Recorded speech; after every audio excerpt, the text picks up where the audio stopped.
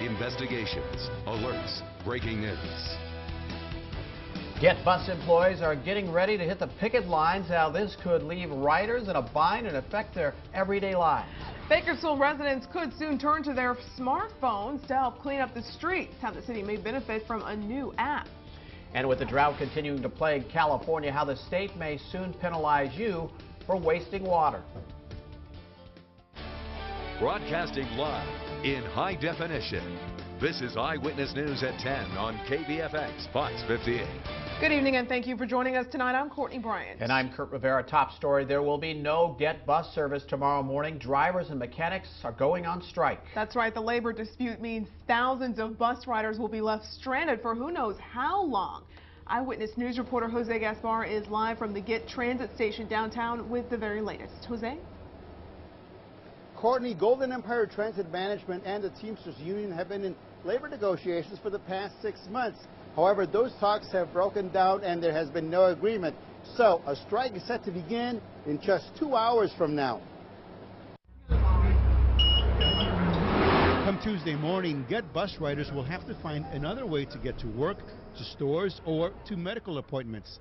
How are they going to do it? That's a good question. I'm not too sure yet. It'd be a huge default though in the routine we have going on. So. The first bus strike in 34 years is about to happen. 257 Teamster Union members, including bus drivers and mechanics, will walk off the job. Golden Empire Transit wouldn't say why Get has not been able to reach a deal with the union. I can say that Get officials and union officials are far apart at this point in time. Get officials are ready to come back to the table at any time. It really is dependent on the union. But Kern County Board of Supervisors Chairperson Leticia Perez feels it's not the union, but Get management that has not been willing to negotiate. My experience is that this is a difficult management team. This is a big deal.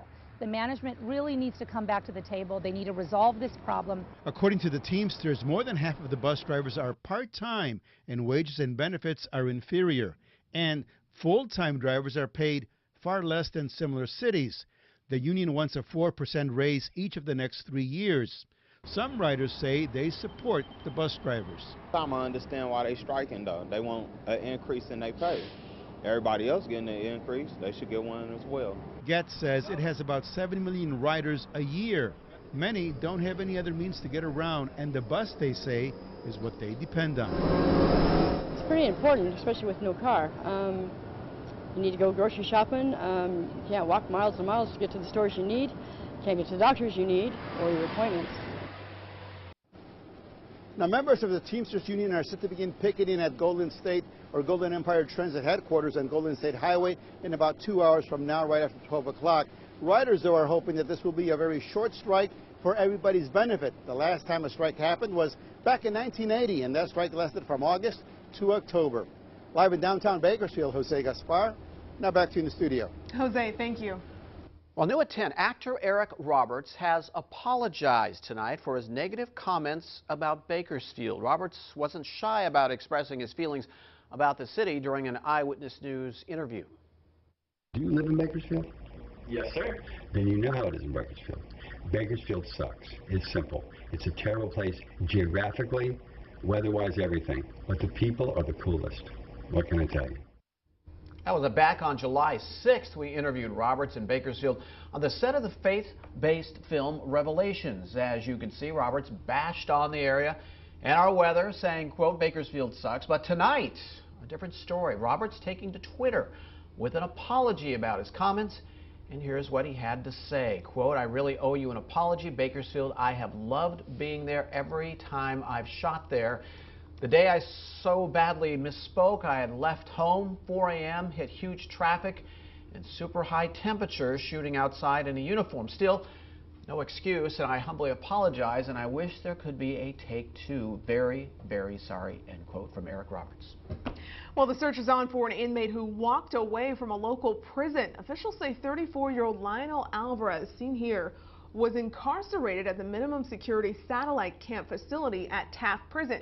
But on July 11th, prison officials discovered he was missing during a head count. Alvarez was serving a more than 15-year sentence for cocaine charges. He's 5'7", 190 pounds, and has numerous tattoos. If you know where he is, call police. A man has taken a plea deal for molesting children. Santiago Hernandez pled no contest to 3 felonies, including lewd acts with a child under 14.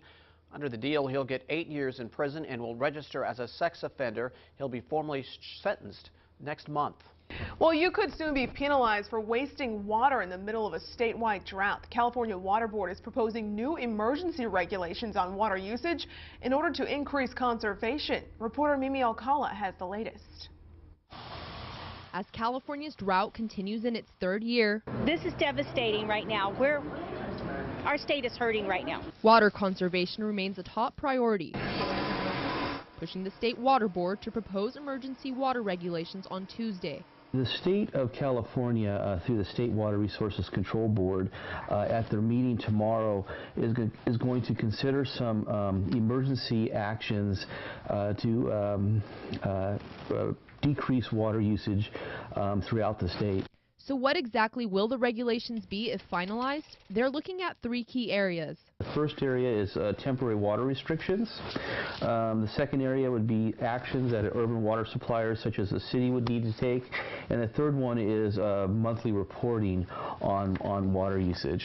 Because outdoor water usage seems to be where most water is wasted, that will be the main focus of the restrictions. Some of the cutbacks we're going to be looking at is if you wash your car, they're going to be considering making sure you have an on-off nozzle so it turns off automatically.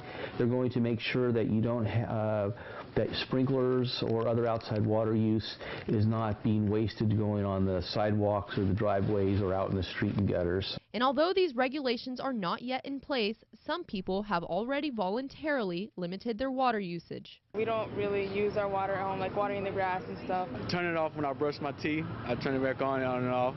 We even went through and redid our sprinkler system to a drip, and we are conserving water. I mean, I got a brown lawn. Now, if the proposal is approved by the Office of Administrative Law, regulations will begin around August 1st. Well, good evening out there. Hey, Monday night winding down, and things are beginning to calm down just a little bit as well. You may remember earlier this evening we saw kind of a rash of thunderstorms there striking just east of Kern County, really from Arizona all the way into the Southern California area. We have seen that activity, though, start to wind down tonight. Of course, the temperatures are cooling off, and not as much instability there in the atmosphere with the heating of the day really kind of going by the wayside. As you can see there, shower activity wound down to our north as well, where we saw a rash of thunderstorms earlier this evening. And the things around the Kern County area seem to be fairly calm as well. We are seeing some very light sprinkle returns there in the northern edge of the county, but nothing really major going on at this hour. Temperatures, though, still relatively hot for us. 91 degrees is where we're sitting at this hour. Sky Witness Network shows 90 down in Arvin there coming in from Billy.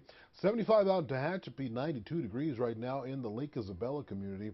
Of course, dew points there in the 50s, and that's part of the reason it's felt so muggy through this afternoon. Humidity levels up there. How about that Tehachapi in the 40% range there? Even higher humidity levels heading south over the Grapevine, and we're going to see those lingering into the day tomorrow, largely because of the fact that monsoon moisture that is fueling all this will continue to come through the area. Heat wave number 3 being held off a day. We didn't actually hit the triple-digit mark today. Of course, we'll have to wait and see for tomorrow, and as you can see, midday temperatures for tomorrow already up to 97 degrees in the valley floor, 90 in the mountains. Stay tuned. Full 10-day forecast coming up. Back to you. Thank you, Anthony. Firefighters working to contain that wildfire burning east of Lake Isabella near Onyx tonight. The blaze started Friday afternoon in the Kiaba Wilderness, has grown to nearly 1,700 acres. Fire crews are being flown in due to rocky terrain and limited road access.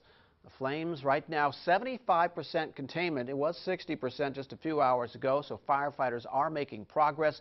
No evacuations ordered yet, and all roads are still open in the area.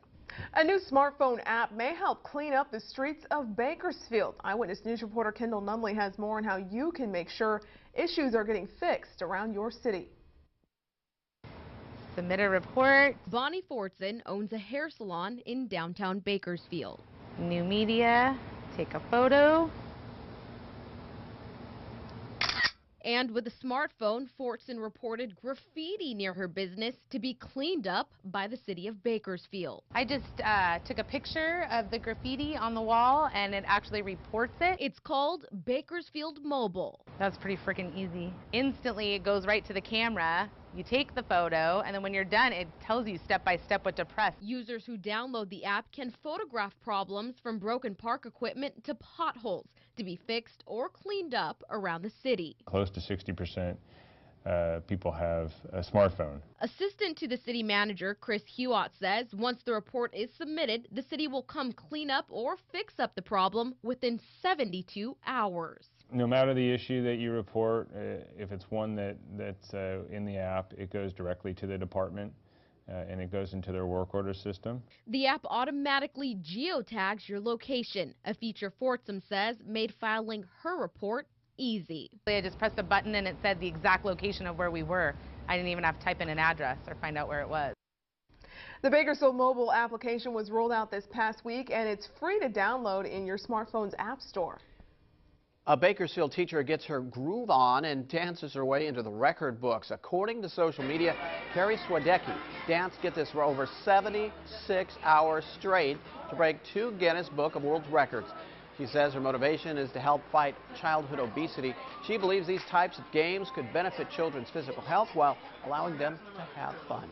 It's pretty amazing. Yeah. 76 hours. She didn't fall over, She's apparently. She's a pretty groovy lady, I guess. Yeah. All right. Coming up, a man goes on a merciless attack, killing a family inside their own home. How the only survivor is coping with the sudden loss. And a child leads a couple to her Oklahoma City home, what they discovered that had them shocked in disbelief. A deported man has another run-in with the law. How one girl woke up to a nightmare she will never forget.